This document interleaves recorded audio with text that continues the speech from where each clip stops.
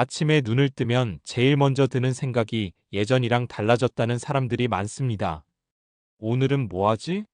가 아니라 앞으로 나는 뭘로 먹고 살지? 라는 질문이 먼저 떠오른다는 거죠. 정년은 점점 빨라지고 은퇴 후 삶은 점점 길어졌습니다. 50대에 회사를 나와도 앞으로 최소 30년은 더 살아야 하는 시대잖아요. 그런데도 은퇴 준비는 여전히 막막합니다.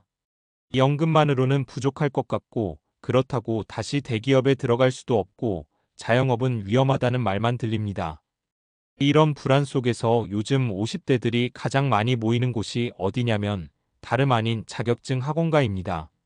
뭐라도 하나 있어야 하지 않겠어?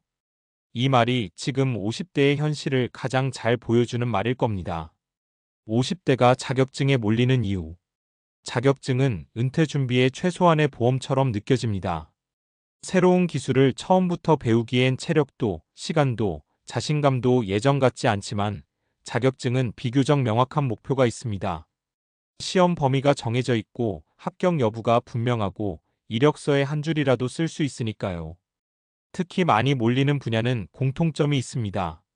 나이가 많아도 비교적 진입 가능한 분야, 단기간에 취득 가능하다고 홍보되는 자격증, 노후에도 일할 수 있다는 문구가 붙는 분야, 전기기사, 경비지도사, 사회복지사, 주택관리사, 요양보호사, 드론 관련 자격증까지 학원과 벽보만 봐도 은퇴 후 안정적인 직업, 60대까지 가능한 일 같은 문구가 넘쳐납니다.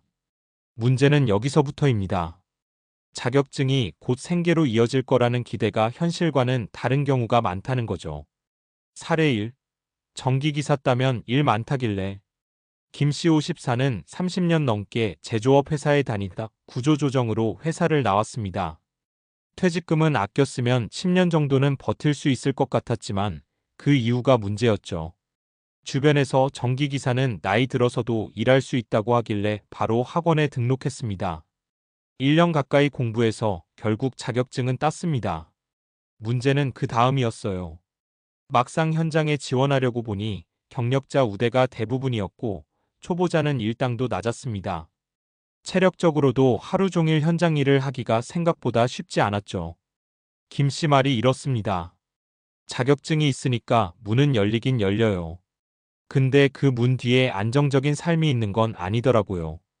결국 김 씨는 전기 일은 간간히 하면서 예전에 쌓아둔 인맥으로 물류 관련 아르바이트를 병행하고 있습니다. 자격증이 쓸모없었다기보다는 과도한 기대가 문제였던 겁니다. 사례 2. 사회복지사는 마음의 준비가 더 필요해요. 박씨 57는 사람 상대하는 일을 오래 해와서 사회복지사가 잘 맞을 것 같다고 생각했습니다. 학원에서도 50대 여성에게 특히 유리하다고 했고요. 자격증 취득까지는 비교적 수월했습니다. 하지만 현장에 들어가 보니 현실은 달랐습니다. 업무는 생각보다 감정 노동이 심했고 행정 업무도 많았습니다. 무엇보다 급여 수준이 기대보다 낮았죠. 파트타임으로 시작해도 생활비를 충당하기엔 빠듯했습니다. 박 씨는 이렇게 말합니다. 보람은 있어요.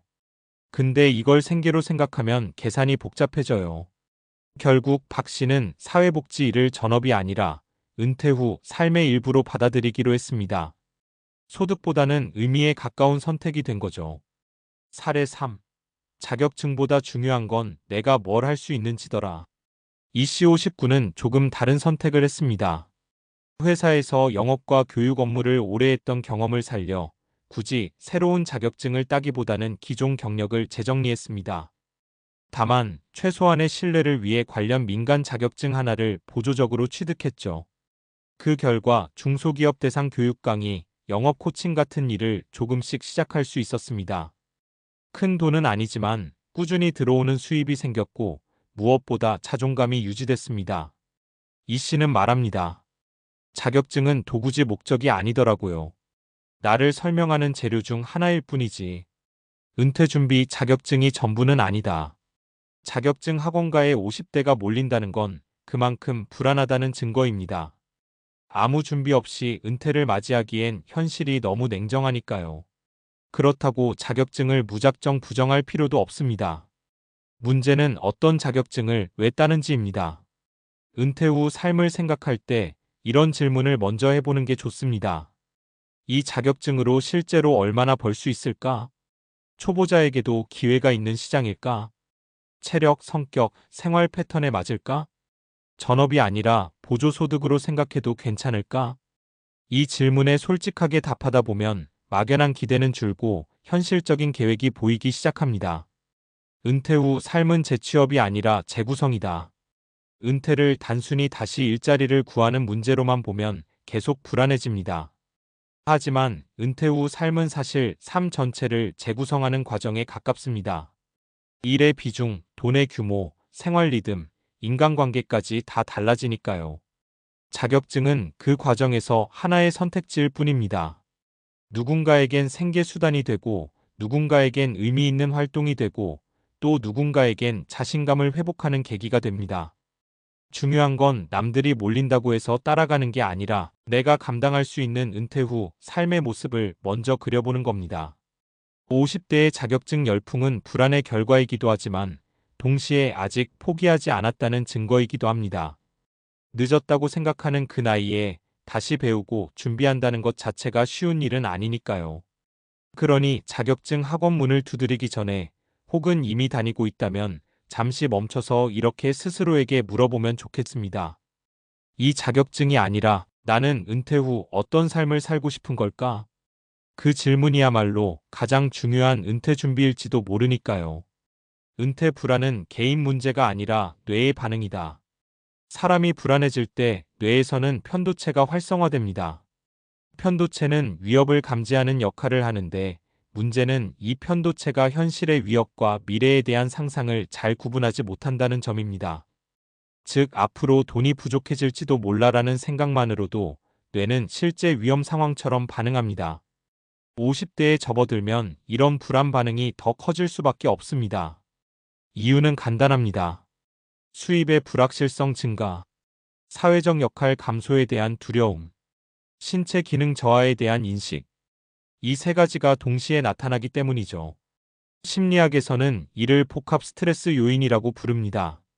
하나만 있어도 부담인데 은퇴 시기에는 이게 한꺼번에 옵니다. 그래서 자격증 학원이 붐비는 현상은 단순히 노후 대비를 열심히 해서가 아니라 뇌가 불안을 줄이기 위해 가장 즉각적인 해결책을 찾은 결과라고 볼 수 있습니다. 자격증은 눈에 보이고 손에 잡히고 노력한 만큼 결과가 나오는 구조입니다. 불확실한 미래 앞에서 뇌가 가장 선호하는 형태죠. 문제는 통제감 착각이다. 여기서 한 가지 중요한 개념이 나옵니다. 바로 통제감 컨트롤입니다. 사람은 상황을 통제하고 있다고 느낄 때 불안이 줄어듭니다. 자격증 공부를 하면 내가 뭔가 준비하고 있다는 느낌을 받게 되고 이 통제감이 불안을 잠시 낮춰줍니다. 하지만 문제는 이 통제감이 실제 소득 구조까지 통제하고 있다는 착각으로 이어질 때입니다. 경제학적으로 보면 은퇴 후 소득은 크게 세 가지로 나뉩니다. 확정소득 연금, 임대료 등, 노동소득 재취업, 프리랜서, 자격증 기반 일, 불확실 소득 투자, 사업, 일회성 수입. 자격증으로 얻는 일은 대부분 2번 노동소득입니다. 그리고 이 소득은 나이가 들수록 체력이 떨어질수록 불안정해질 가능성이 높습니다. 즉, 자격증이 불안을 줄여주는 건 사실이지만 장기적으로는 오히려 새로운 불안을 만들 수도 있다는 거죠. 은퇴 후 삶에서 중요한 건 소득의 크기보다 지속성. 여기서 많은 분들이 착각하는 게 있습니다. 은퇴 후에도 예전만큼 벌어야 한다는 생각입니다. 하지만 연구 결과를 보면 은퇴 후 삶의 만족도를 결정하는 핵심 요인은 소득의 절대적인 크기가 아니라 소득의 예측 가능성입니다. 매달 큰돈이 들어왔다가 끊기는 구조보다 적더라도 꾸준히 들어오는 구조가 심리적 안정에 훨씬 도움이 됩니다. 그래서 은퇴 준비에서 중요한 질문은 이걸로 바뀌어야 합니다. 얼마를 벌 수 있나? 이 일을 몇 년 동안 지속할 수 있나? 이 관점에서 보면 자격증은 단독으로 쓰기보다는 포트폴리오의 일부로 활용할 때 가장 효과적입니다.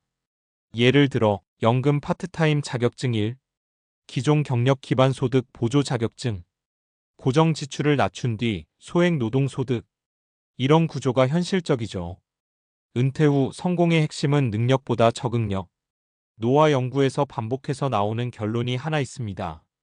은퇴 후 삶의 질을 결정하는 건 IQ도 전문 기술도 아니라 적응력이라는 겁니다. 적응력이 높은 사람들의 공통점은 이렇습니다. 새로운 역할을 받아들이는데 거부감이 적다. 소득 규모가 줄어드는 걸 실패로 해석하지 않는다. 일과 삶의 의미를 분리해서 생각할 수 있다. 반대로 은퇴 후 가장 힘들어하는 경우는 예전의 나와 지금의 나를 계속 비교하는 사람들입니다. 자격증이 문제가 되는 지점도 바로 여기입니다. 자격증을 통해 과거의 지위를 회복하려고 할수록 실망은 커집니다. 반면 자격증을 새로운 생활 리듬을 만드는 도구로 쓰면 만족도가 올라갑니다. 은퇴 준비의 마지막 단계는 정체성 재설계. 회사에 다닐 때 우리는 대부분 이렇게 소개됩니다. 어디 회사 다니는 누구입니다. 은퇴 후에는 이 문장이 사라집니다. 그리고 이 공백이 생각보다 큽니다. 심리학에서는 이를 정체성 공백 아이덴티티 갭이라고 부릅니다. 자격증은 이 공백을 메워주는 하나의 장치입니다. 나는 전기기사다, 나는 사회복지사다라는 새로운 이름을 주니까요. 다만 이 정체성이 소득과 11로 연결돼야 할 필요는 없습니다. 오히려 일 관계, 취미, 사회적 역할을 나눠서 설계할수록 은퇴 후 삶의 만족도는 높아집니다. 그래서 다음 단계는 이거다. 자격증을 고민하고 있다면 혹은 이미 준비 중이라면 다음 세 가지만 점검해보면 좋겠습니다. 이 자격증은 내 불안을 줄이기 위한 선택인가? 현실적인 소득 전략인가? 이 일을 60대에도 70대에도 할 수 있을 것 같은가? 이 자격증이 없어도 나를 설명할 다른 정체성은 있는가? 은퇴 준비는 더 많은 걸 쌓는 과정이 아니라 불필요한 기대를 하나씩 내려놓는 과정일지도 모릅니다. 자격증 학원에 몰리는 50대의 모습은 불안의 상징이기도 하지만 동시에 여전히 삶을 주도하고 싶다는 의지의 표현이기도 합니다. 중요한 건 자격증이 아니라 그 이후에 어떤 삶의 구조를 만들 것인가입니다. 그 질문에 답할 수 있다면 은퇴는 위기가 아니라 두 번째 인생의 설계도가 될 수 있습니다.